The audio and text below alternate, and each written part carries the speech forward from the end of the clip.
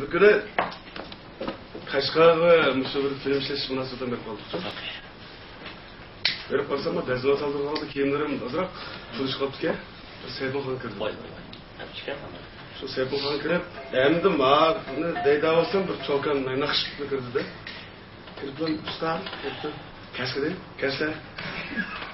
Gelgen şu köyde kedip, kanda kedip eden, nevede kiyemden, mevede bu bunu undakımsa bu şartı kapı kırmak uzak mı? Eden diyorsun.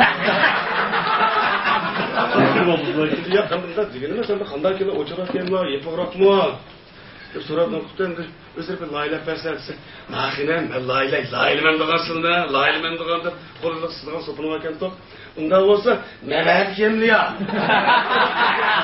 Oy, ne bu kulluslar, kasafkat, unda olsa geçişkiden birini mevedini aldı hepsi. Ne yani?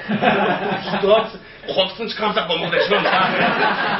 Oy, bu ne bunda kullarsın? Oy, sıkallaşmadan bekindili çıkamayın bu ne?